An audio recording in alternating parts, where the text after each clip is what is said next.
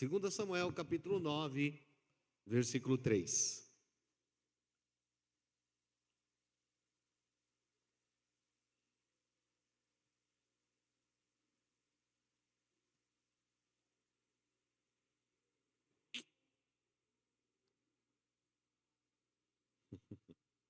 Achou? Quem achou, diga amém.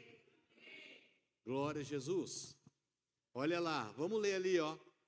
Então Davi perguntou: existe mais alguém da família de Saul para que eu use de bondade de Deus para com ele?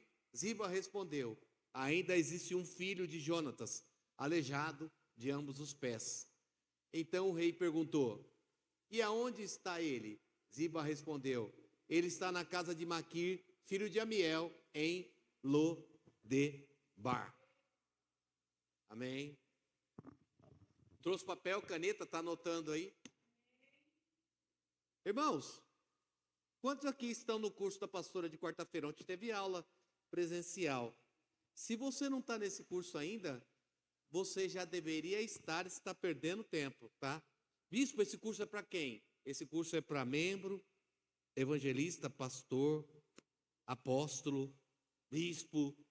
É para todo mundo, irmão. Sabe por quê? Nós estamos, escuta uma coisa. A igreja, para crescer, ela precisa discipular. Uma igreja só cresce se ela trabalhar o discipulado. O que é o discipulado? É ensinar as pessoas aquilo que é o reino dos céus. Discipular é você transferir as suas experiências para outras pessoas.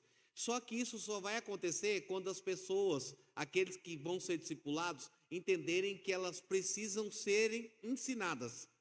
A pior coisa é você trabalhar com alguém que ela acha que ela já sabe tudo. Irmãos, eu aprendo a cada dia aqui com vocês. Não sei nada ainda, estou aprendendo. E cada aula que tem, cada dia que tem, cada curso que tem, eu vou aprendendo cada dia mais. Então, escute uma coisa. Se você não está nesse curso ainda, você deveria estar. Porque às vezes a pessoa fala assim: bispo, meu chamado é para pregar, meu chamado é para cantar, meu chamado é para louvar, meu chamado é para entregar recado, revelação. Mas de nada isso vai adiantar se você não adquirir conhecimento. Unção é bom, mas a unção sem conhecimento você não vai a lugar nenhum. Você pode até ser uma pessoa de Deus, a gente até pode ser uma pessoa de Deus, mas se não tiver conhecimento, você não tem como. E como que você adquire conhecimento? É aquela velha história, né? Para adquirir conhecimento, como é que a gente tem que ficar? Igual a gente quer adquirir conhecimento, sabedoria. Você tem que fazer 3 anos da pré-escola, mais 9 do ensino fundamental são 12, mais 3 anos do ensino médio são 15, e mais 4 anos de faculdade são 19. Aí você pode ser que você conheceu alguma coisa, entendeu alguma coisa. E às vezes a gente acha que entender as coisas de Deus é coisa rápida e simples assim. Deus abençoe, viu, Andréia? Glória a Deus, Milton Jorge é seu. Então a gente precisa gastar tempo com Deus. Diga, eu preciso gastar tempo com Deus. Irmãos. Sabe? Às vezes isso eu, tá? Experiências minhas. Muitas vezes, para mim, subir num altar como esse, para vir pregar uma palavra aqui, eu quero ter um envolvimento com Deus de pelo menos 5 horas do meu dia. 5, tá? E quando é no domingo, eu começo a 1h da tarde para terminar às 7 da noite. Então eu fico pelo menos no meu escritório lá, os meus filhos sabem, a minha esposa sabe, a bispa sabe. Fala assim, não, deixa que seu pai está lá no escritório. Eu entro para o meu escritório 1h da tarde e só saio de lá muitas vezes às 7 da noite. Sabe por quê? Porque para fazer as coisas de Deus requer esse envolvimento nosso, requer que eu dê algo de mim, porque senão não acontece. Então a gente precisa se envolver, a gente precisa se permitir ser discipulado. Essa é a verdade, tá? Discipulado. Hoje, eu vou dizer algo para você. Hoje a internet está aí, está para todo mundo. E às vezes eu vejo pessoas que muitas vezes ela acaba não discipulando, não sendo discipulada pela igreja, e muitas vezes ela alcança uma visão que muitas vezes não é a visão da sua igreja. Porque não é porque alguém, a visão do irmão lá do pastor, bem-sucedido, dá certo, que ela vai servir na sua casa, na sua igreja. A sua igreja é a sua igreja. Essa é a visão que Deus deu. Deus dá a visão de ministério para cada um. Então, em vez da gente gastar tempo com a internet, ficar lá, não tem nada de errado você assistir e ver outros pastores. Mas você precisa se permitir ser discipulado pela sua liderança. Porque daí você vai ter a visão da sua igreja. E não a visão da outra igreja. A visão da outra igreja é a visão da outra igreja. Deus deu para eles. Agora, para cada um, Deus tem uma visão diferente. E é por isso que nós estamos vivendo aqui, unidos aqui. Porque essa é a visão desta casa. Amém? Glória a Deus, Val. Entendeu, Val? Você que é nova membro aqui da Resgate. Entendeu? Glória a Deus, aleluia. Domingo nós vamos apresentar, né? Não vamos apresentar mais gente domingo. Domingo nós vamos apresentar, porque a nossa família cresce. Ei, escute algo. Vamos aqui. Davi está no trono, mas antes de Davi, quem era o rei? Saul. Você trouxe papel, vai anotando aí. Quem era o rei? Saul. Lembra? Deus levantou Saul para que Saul estivesse à frente do seu povo, como rei do seu povo. Saul até começou bem, e o início da caminhada, da chamada de Saul, foi um início abençoado, um início bonito, mas o fim não foi bom. E o que eu vejo aqui é que muitas vezes o mais importante não é como você começa as coisas, o mais importante é como você vai terminar. Posso ouvir um amém? Porque eu conheço tanta gente que começou tão bem, mas no meio do caminho acabou as coisas não dando certo, acabou não funcionando, e o fim muitas vezes foi um fim trágico. Eu vejo tantas pessoas que começaram o seu ministério, começaram na igreja tão bem, que começaram o seu casamento tão bem, que as coisas começaram tão bem, mas no decorrer da caminhada, a pessoa acaba muitas vezes tomando caminhos e trajetórias que muitas vezes nunca foi aquilo que Deus teve, e o fim das coisas não é um fim planejado. O fim de Saul foi um fim muito triste, porque Saul está na guerra, ele está na guerra, e aí o exército de Israel começa a perder a guerra. Os 3 filhos de Saul vão morrer na guerra. Saul, quando ele vê que seus 3 filhos foram mortos na guerra, e que ele está perdendo a guerra, ele vai chegar para o seu servo, aquele que caminhava com ele, com o seu escudeiro, vai pedir para o escudeiro dele matar ele. O escudeiro dele vai ficar com medo, não vai matar. A Bíblia diz que Saul vai pegar a própria espada e vai enfiar a própria espada, ele vai se suicidar. Olha que fim terrível teve esse homem chamado Saul. E naquela época, quando um outro exército vencia e ganhava uma batalha, o mais importante depois dessa batalha vencida era que aquele exército vencedor não permitisse que nenhum sucessor, nenhum herdeiro, nenhum daqueles que eram da família do rei vencido pudesse sobreviver. Isso para que depois ele não pudesse pleitear o trono, não pudesse se levantar. Então, quando um rei era vencido, toda a sua família, todos aqueles que pertenciam à sua linhagem, todos eles eram mortos. Então, quando Saul viu que os filhos morreram, ele também se suicidou. Mas havia quem? Havia Mefibosete. Quem era Mefibosete? Neto de Saul. E Mefibosete está ali, ele é neto de Saul, ali. A Bíblia diz que quando a ama, a cuidadora de Mefibosete fica sabendo que Saul morreu e que os filhos dele também morreram, que o pai de Mefibosete morreu, a Bíblia diz que ela pega Mefibosete e, num desespero, numa tentativa de salvar a vida dele, nessa correria, ela sai nessa correria desenfreada e Mefibosete vai cair, e nessa queda a Bíblia diz que ele vai quebrar as 2 pernas e vai ficar aleijado. Sabe, quando eu olho para isso aqui, para tudo isso, eu percebo algo que muita gente fala assim: ai, a ama de Mefibosete, né? Ela quebrou as pernas de Mefibosete, Mefibosete caiu. Irmãos, sabe, quando eu olho para isso e eu vejo essa passagem, eu percebo algo ali. Que primeiro, Aquilo que aconteceu com Mefibosete não foi culpa daquela mulher que estava tentando ajudar. O que aconteceu na vida de Mefibosete foi uma fatalidade. O que aconteceu na vida dele foi um acidente.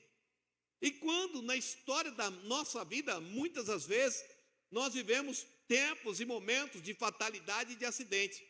Porque presta atenção numa coisa, qual era o desejo e a vontade que estava no coração dessa mulher com respeito a Mefibosete? A vontade dela era salvar a vida de Mefibosete. E aí eu te pergunto, Mefibosete morreu? Não, não morreu. Então aquilo que estava no coração dela vai acontecer, mas no meio do caminho vai acontecer o quê? Uma fatalidade, um acidente, mas Mefibosete não vai morrer. Escute algo, que eu quero abrir um parênteses para você nessa noite aqui, porque tem muitas vezes na história da nossa vida que somos acometidos de fatalidades, de acidentes, e a primeira coisa que a gente faz é o quê? É olhar para as fatalidades, para os acidentes que acontecem no caminho da história da nossa vida, e a gente muitas vezes quer olhar para os acidentes, para as fatalidades, murmurar, reclamar, olha o que aconteceu, agora Mefibosete não anda mais, agora Mefibosete não pode fazer mais nada, olha só, ele perdeu os passos, ele perdeu a força, ele perdeu a independência, mas escute uma coisa, Mefibosete está vivo, e às vezes a gente esquece disso, porque a gente é muito assim na caminhada da nossa história. A gente muitas vezes murmura, reclama das fatalidades, dos problemas e das dificuldades e esquece de uma coisa, que a gente está vivo. Olhe para o irmão que está do teu lado e diga para ele, respira fundo aí. Diga, sabe por quê? Porque você está vivo. Na nossa trajetória de vida, escute, eu quero te dizer algo, na minha e na tua trajetória de vida, vão haver acidentes, tá? Vão haver fatalidades. No mundo você terá aflição, mas tem de bom ânimo, você tem que aprender a conviver. Nós estamos vendo igrejas e pessoas nesse tempo, que estão em igrejas que não estão mais preparados, e as fatalidades, os acidentes, eles vão vir. Ei, escute, na tua caminhada vão haver alguns tombos, não adianta você dizer, está repreendido, isso está amarrado, não, você vai ter alguns tombos, mas escute, você está vivo, você está vivo. Isso é o mais importante. Ela vai cumprir aquilo que ela queria. Quando ela sai correndo com Mefibosete, qual era a ideia que estava no coração daquela mulher? Que ele não fosse morto. Ele vai morrer? Não, ele não vai morrer. Então aconteceu, mas a gente muitas vezes olha para esse texto e só pensa numa coisa: nossa, ele caiu, quebrou as pernas, está aleijado agora, mas está vivo. Talvez você entrou aqui nessa noite e você se sente meio aleijado, meio quebrado, tomou alguns tombos. Essa semana foi semana de tomar alguns tombos aí, a vida te deu algumas rasteiras. Ah, irmão, mas escute, respira, porque você está vivo. Olhe para o irmão que está ao teu lado, catuca ele e diga para ele, não interessa, não importa os tombos que você leva. Diga para ele, o mais importante é que você está vivo.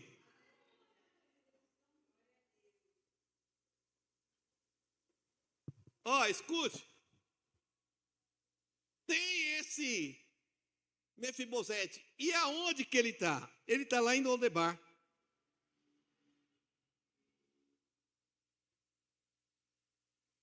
A gente quando fala, eu vejo muito pregador falando de Lodebar, diz assim, ai Lodebar, e aonde estava? Coitado de Mefibosete, porque ele está em Lodebar, ele está no lugar de terra seca, de lugar árido, no lugar que não dá nada. Não, bebê, escute. Ele está guardado lá. Por quê?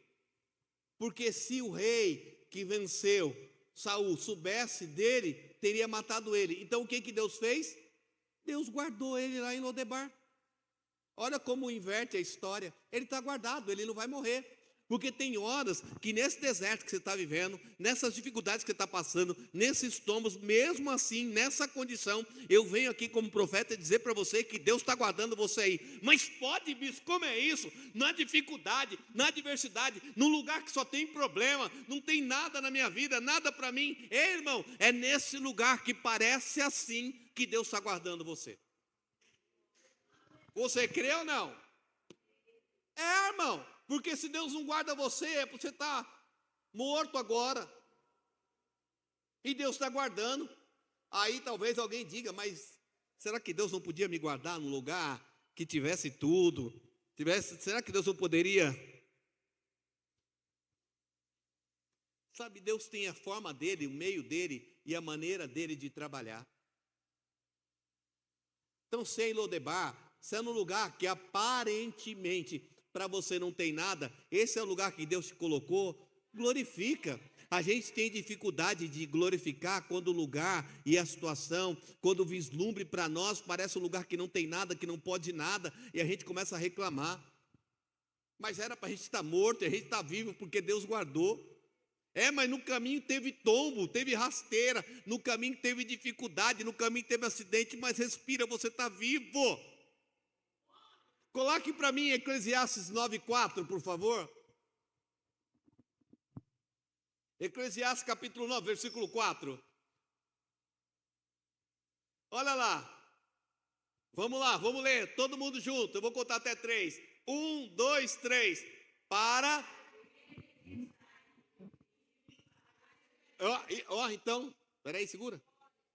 Catuco do meu tá lá de capeta. Está vivo ou não?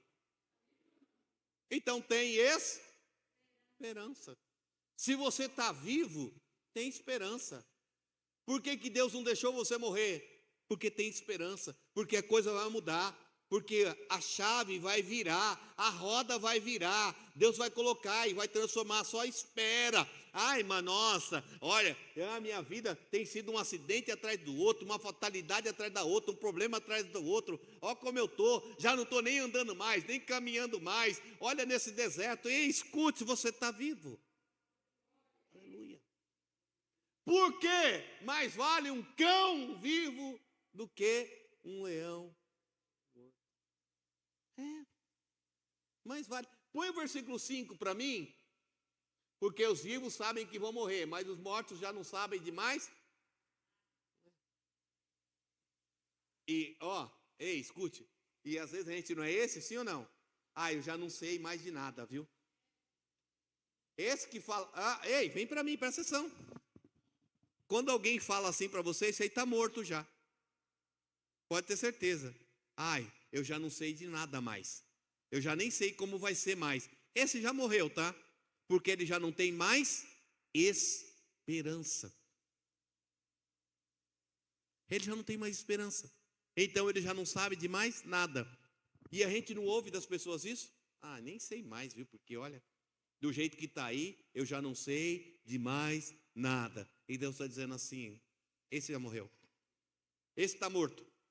Agora quem está vivo, sabe, a coisa está difícil, eu estou aqui num tempo de terra árida, de terra seca, eu estou aqui num lugar que não tem mais nada, mas sabe de uma coisa? Eu tenho uma esperança viva dentro de mim, algo que fala dentro de mim, eu tenho uma fé e uma certeza dentro de mim que me diz assim, olha, o meu Redentor, Ele vive, o meu Redentor, Ele vive, não importa o que você perdeu, o que tiraram de você, se você está vivo, ainda há esperança. Quantos têm esperança aqui? Levanta a mão. Aleluia, irmão. Sabe, os desertos da sua vida são tempos de proteção. Essa é só para quem acredita mesmo, hein? No lugar que não tem nada, Deus está me protegendo. Olha lá, porque olha só. Coloca para mim o versículo 6, vai. O 7, vamos no 7. Portanto, vá e coma com alegria o seu pão e beba com prazer o seu vinho, pois Deus já se agradou do que você faz. Coma com alegria. Quem tem esperança, Olha para o irmão que está ao teu lado, vê se ele parece alguém que tem esperança. Se ele tem esperança, ele vai estar assim para você, ó. É, porque quem não tem esperança, você já reconhece logo. Chega com aquela cara, né? Aquela cara de maracujá, de gaveta, aquela cara que você olha assim, meu irmão, o que foi?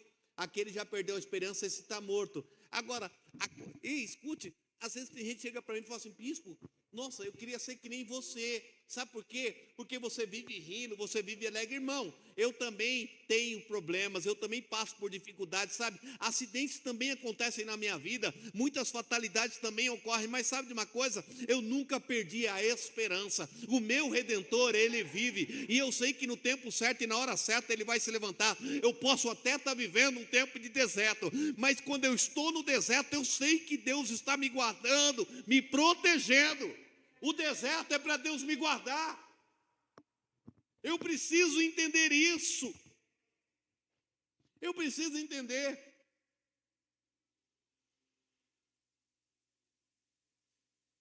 Deus me guarda. Diga, Deus me guarda. Volta lá para mim, lá. 2 Samuel 19, 9, 4.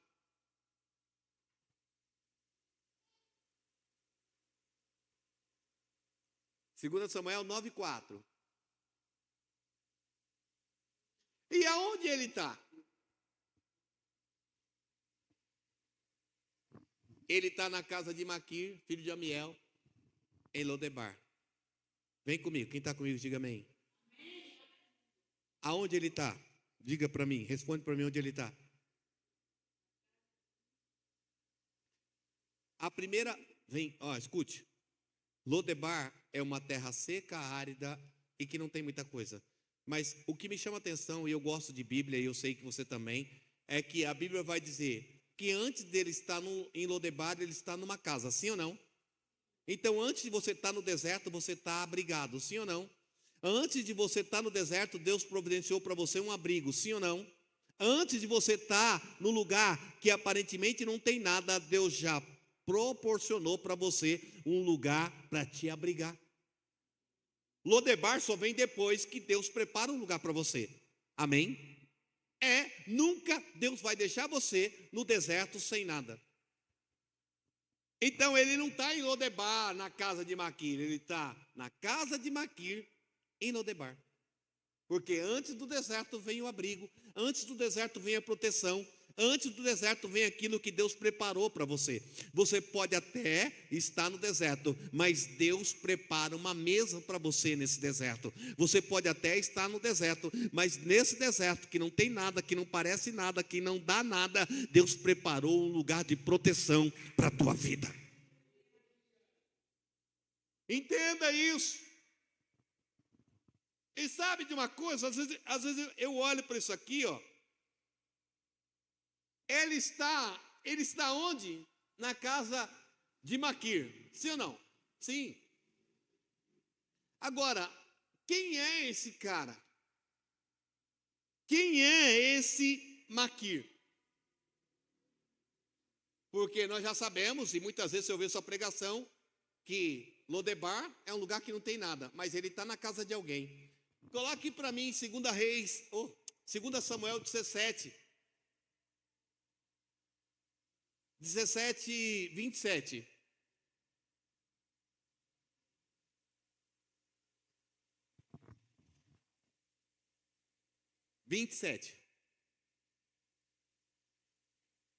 Isso. Quando Davi chegou a Manaim, Sobe, filho de Naás, de Rabá, dos filhos de Amon, e Maquir, filho de Amiel, da onde ele é? Nós estamos falando do mesmo cara, sim ou não? Sim. E Barzilai, o gileadita de Rogelim, segue. Trouxeram camas, bacias, vasilhas de barro, além de trigo, cevada, farinha, grãos torrados, favas, lentilhas. Segue aí. Também mel, coalhada, ovelha, queijo de leite. Levaram tudo isso para o povo, o exército. Ei, vem para mim. O exército de Davi, ele está aqui numa batalha no meio do deserto. E a Bíblia diz, está na minha Bíblia e na tua, que o exército de Davi está cansado. Quem é que vai ser o socorro para todo o exército de Israel? Maquir.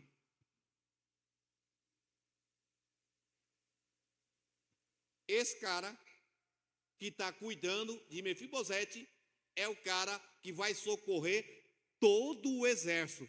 E ele vai trazer o quê? Uma meia dúzia de lentilha? Não, ele vai trazer mel, coalhada, ovelha, leite de vaca, ele vai trazer cama, ele vai trazer bacia. Eu não sei se você está pegando algo aí nessa noite. Sabe de uma coisa? No meio do deserto, no meio que não dá nada, que não tem nada, que todo mundo diz que não tem nada, Deus está preparando um lugar para você, que não vai faltar nada, que você não vai ficar sobrando. Não vai, irmão, escute uma coisa, não vai haver falta, não vai haver, sabe por quê? Deus, ele prepara tudo. Ele prepara tudo. A gente quer olhar para Lodebar, e Lodebar não tem nada. Mas no lugar, levante a mão por mão que está do teu lado, diga para ele, no lugar que não tem nada, Deus vai preparar para você uma casa de Maquir. Diga, Deus vai preparar uma casa de Maquir. Ei, irmão, pega essa, no lugar que não tem nada, Deus vai preparar o sustento para você. Talvez você tenha vivido tombos, rasteiras, fatalidades que tenham acontecido na tua vida, e muitas vezes a gente fica olhando para tudo isso, a gente foca em tudo isso. Muitas vezes o mais importante para a gente é olhar os tombos, as quedas, os problemas, as fatalidades, os acidentes da nossa vida, e Deus está dizendo assim, ei, olha, presta atenção numa coisa, nesse deserto da tua vida, nesse mundo de fatalidade, nesse caminho de fatalidade, eu já estou preparando o teu sustento, o teu abrigo, eu já tenho quem vai olhar para você, eu já tenho quem vai guardar você, eu já preparei tudo. Quem entende isso, diga amém. Irmão, isso não é uma palavra de autoajuda não, porque tem pessoas que entraram aqui nessa noite e que muitas vezes são muito mais preocupados com os acidentes, com os tombos. A gente tem facilidade de contar os tombos que a vida dá na gente. Mas eu quero dizer para você, você pode ter tomado tombo, rasteira, chinelada, talvez você caiu, fatalidades aconteceram, mas você está vivo, sabe por quê? Porque Deus tem algo poderoso para a tua vida. E no meio de tudo isso, Deus prepara para você. Quantos tombos na vida você já tomou? Mas eu quero dizer para você que no meio desse deserto todo, Deus preparou uma casa de Maquir para te guardar. Maquir está, Mefibosete está guardado lá. Sabe, Mefibosete, quando ele vai falar com o rei Davi, o que ele vai dizer? O que ele vai falar? Ele vai dizer, sabe, eu sou um cão. Olha como é que ele se sentia. E quantas vezes, sabe, meu irmão, os acidentes, as fatalidades, as dificuldades que a gente atravessa, sabe o que fazem? Fazem com que a gente se sinta inferior, incapacitado.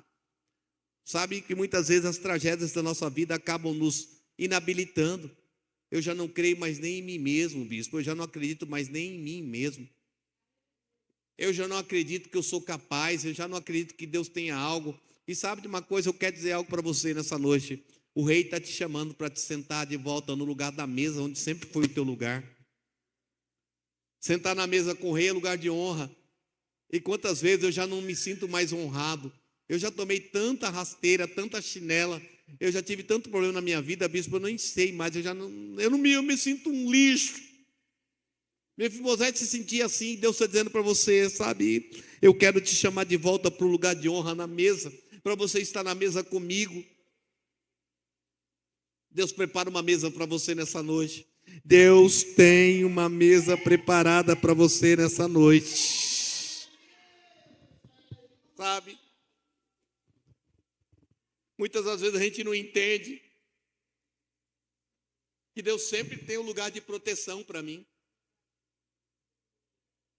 Quem sabe a Resgate é lugar de proteção para a tua vida. A casa de Maquir para você é esse lugar aqui. E Deus está falando com você nessa noite, dizendo assim, olha, vem para a mesa.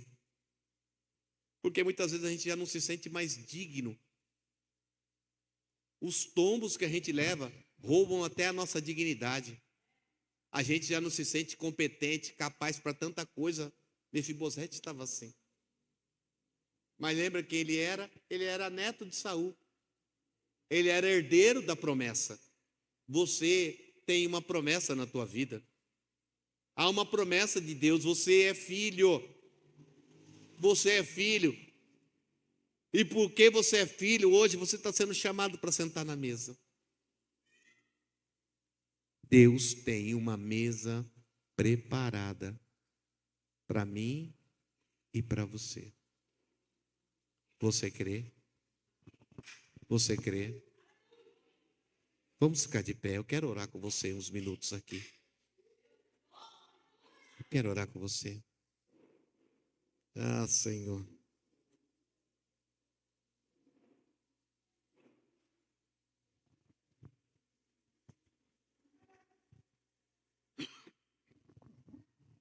Ei, escute.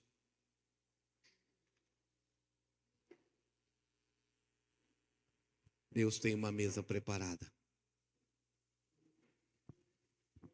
Sabe de uma coisa? Deus quer você na mesa. Deus quer você na mesa.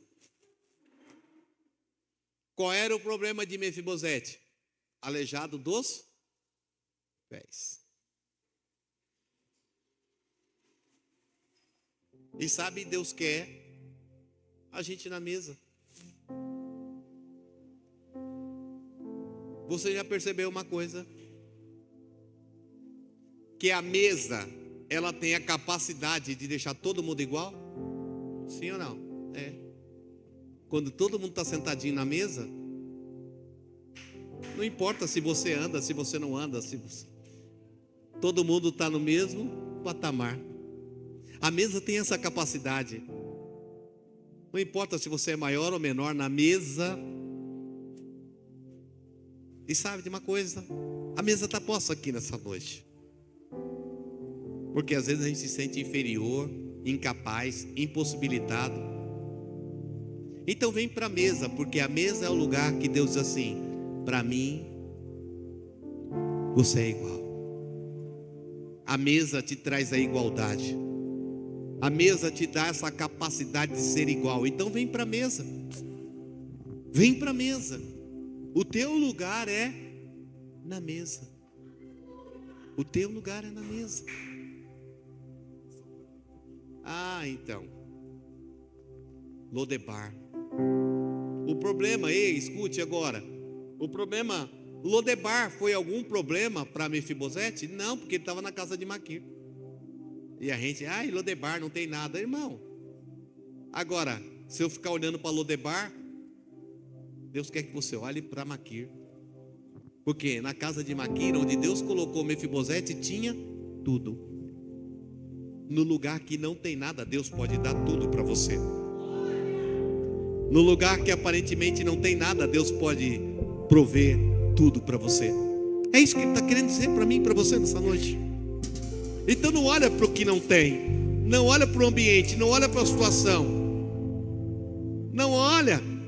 Olha para o lugar que Deus preparou no meio disso tudo, que não tem nada. Deus preparou um lugar de refúgio para a tua vida, um lugar de proteção. Então, olhando agora, faltou alguma coisa para Mefibosete? Não, porque Maquir tinha tudo. O lugar que Deus colocou ele.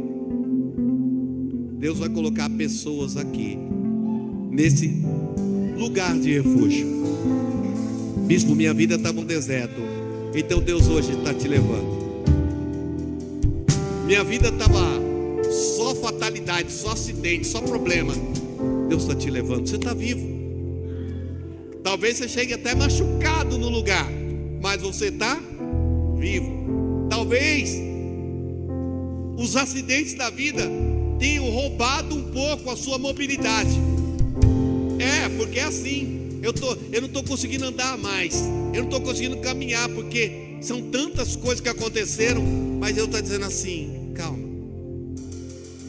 Alguns dizem que Mefibosete andava se arrastando, porque ele ficou paralítico das duas pernas. Naquela época não tinha cadeira de roda, nem cadeira eletrônica, elétrica. Imagina como é que ele andava. Mas ele se movimentava. Ele estava vivo. você está vivo. Coloque aí a mão no teu coração.